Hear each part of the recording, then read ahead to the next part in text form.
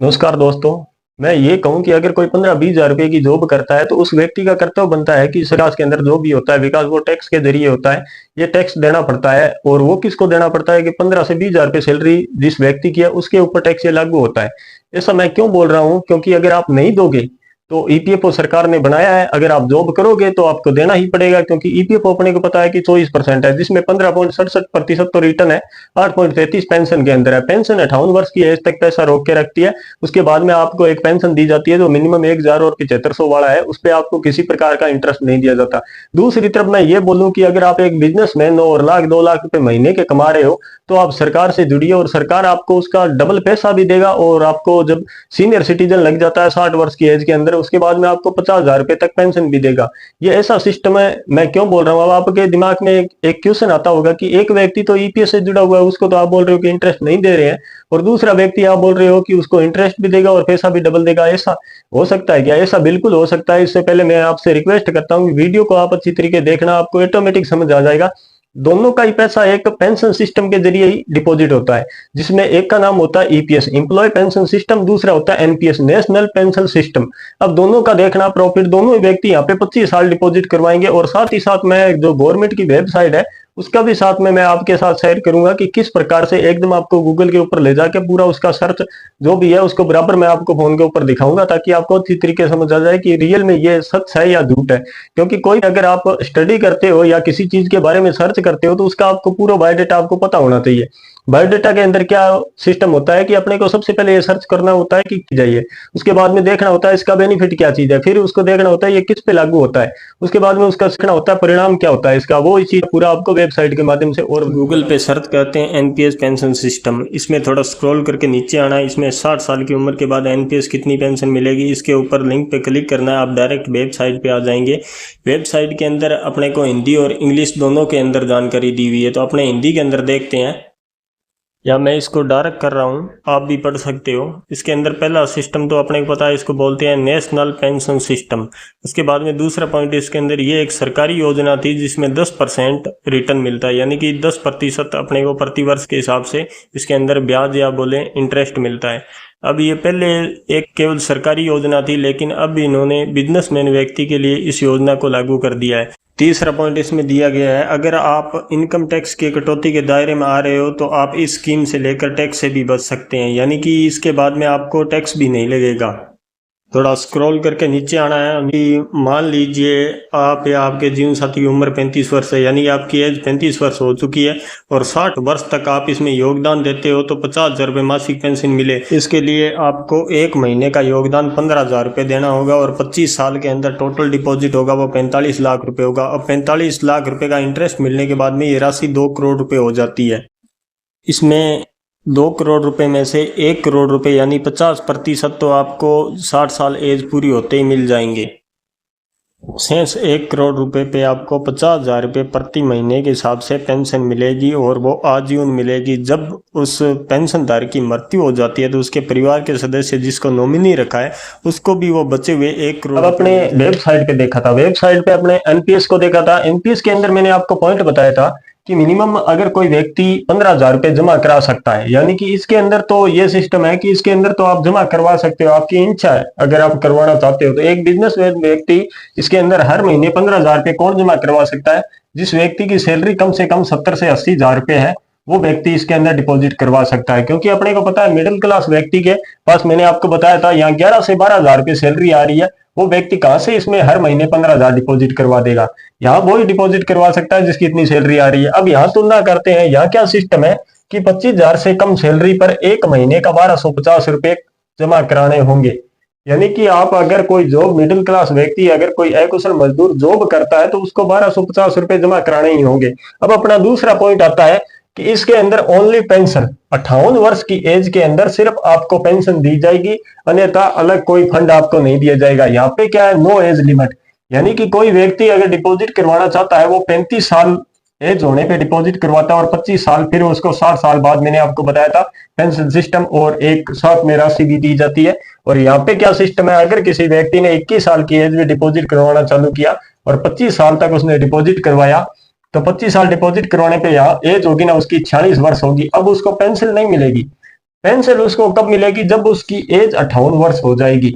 यानी चाहे उसकी एज अब 46 वर्ष है तो वो वेट कर सकता है 12 साल यहाँ पे पेंशन लेने के लिए, उससे पहले नहीं मिलेगी। लेकिन यहाँ ऐसा कोई सिस्टम नहीं है।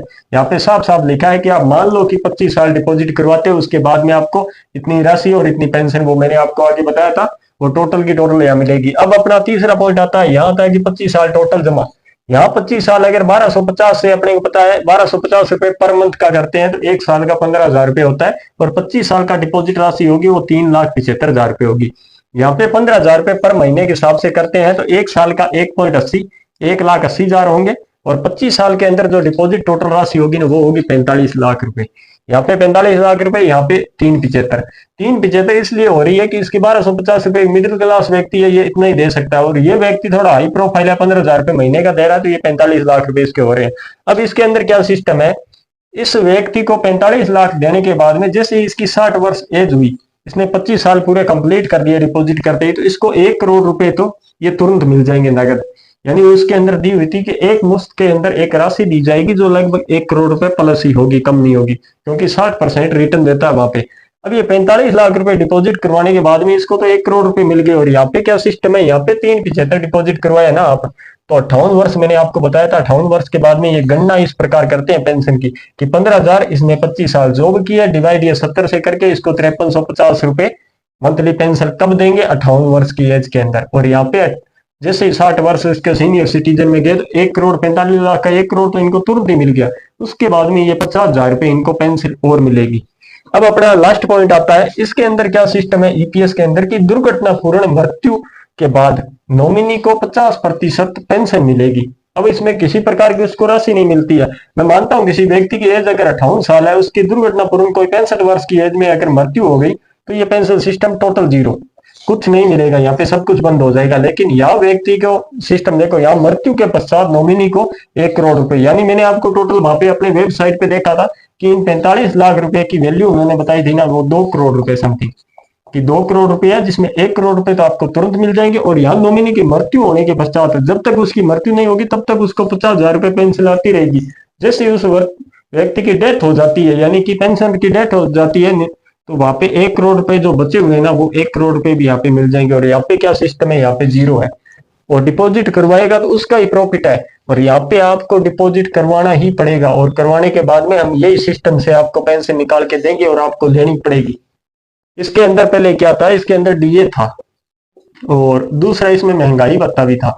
लेकिन वर्तमान के अंदर ना कोई डीए है ना कोई महंगाई भत्ते है। इस पे आंदोलन हो रहे हैं, सरकार सुनवाई कर नहीं रही है। 2 बार सुप्रीम कोर्ट ने इसके पेंशन के हक के अंदर फैसला दिया था कि सरकार को ये नोटिस भी भेजा था कि इनका जल्द से जल्द भुगतान किया जाए, और वो भी ब्याज सहित, यानी कि पीछे का जो बकाया पड़ा था उसका इंटरेस्ट सहित इनका भुगतान किया जाए।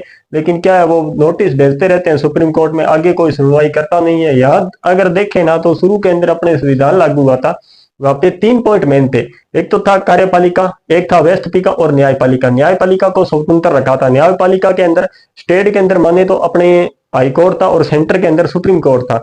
और व्यवस्थापिका के अंदर देखें तो स्टेट के अंदर अपने मुख्यमंत्री और जो एमएलए होते हैं ये होते हैं, और सेंटर के अंदर प्रधानमंत्री और एमपी जो लोकसभा अध्यक्ष बोलते हैं अपने, वो थे। अब अपने कार्यपालिका के अंदर कौन था, कार्यपालिका के सेंटर के अंदर देखें तो राष्ट्रपति था, और स्टेट के अंदर देखें राज्यपाल था। ये सिस्टम था। इसमें न्यायपालिका एक प्रकार से स्वतंत्र रखी थी।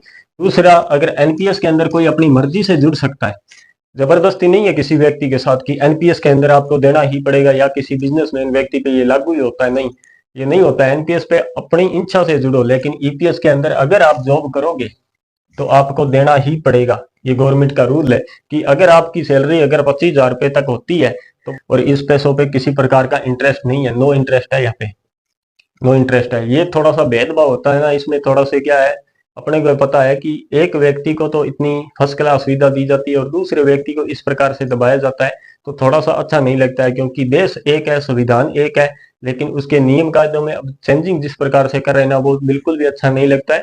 और यहाँ बताने का कोई पर्सनल किसी से कोई रीजन है नहीं। हाँ, मैं मानता हूँ कि कुछ व्यक्ति बोलते हैं कि बीजेपी गवर्नमेंट ने ऐसा कर दिया है, कांग्रेस ने ऐसा कर दिया, नहीं। जिस दिन से संविधान अपना लागू हुआ था उस दिन से आज तक लेके देखे ना, तो यहाँ 2014 के बाद में अपने देखते हैं कि सोशल मीडिया एक आया था, ये अच्छा प्लेटफॉर्म था कि लोगों को जानने के लिए बहुत कुछ मिलेगा। ऑनलाइन सिस्टम हुआ, ये भी बहुत अच्छा हुआ था। लेकिन एक चीज है कि अपने जो बनाया जाता है ना सिस्टम, उस सिस्टम का आप जैसा उपयोग करोगे ना वैसा ही उसका आगे आपको परिणाम मिलेगा।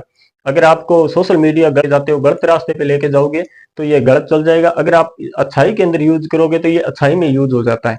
दूसरा चीज ऑनलाइन सिस्टम है। ऑनलाइन सिस्टम से अगर 2014 के बाद में देखें तो पहले क्या है, सेंट्रल गवर्नमेंट से कोई योजना लॉन्च होती थी वो धीरे धीरे आते आते आते आते लगभग 10% व्यक्ति तक पहुंचती थी। आज मैं मानता हूँ 100% तो नहीं पहुंच रही है, लेकिन लगभग 80% के समथिंग यहाँ पहुंच जाती है, क्योंकि वहां से जो भी लॉन्च होती है उसके बारे में हमें तुरंत सूचना मिल जाती है कि ये योजना लॉन्च हुई है, इसमें इतना प्रॉफिट है, इतना बेनिफिट है। वेबसाइट के माध्यम से अपने जान लेते हैं। अगर कोई कम ज्यादा हो रहा है तो उसके बारे में थोड़ा बहुत आवाज उठाते हैं तो हमारी कुछ ना कुछ सुनी जाती है।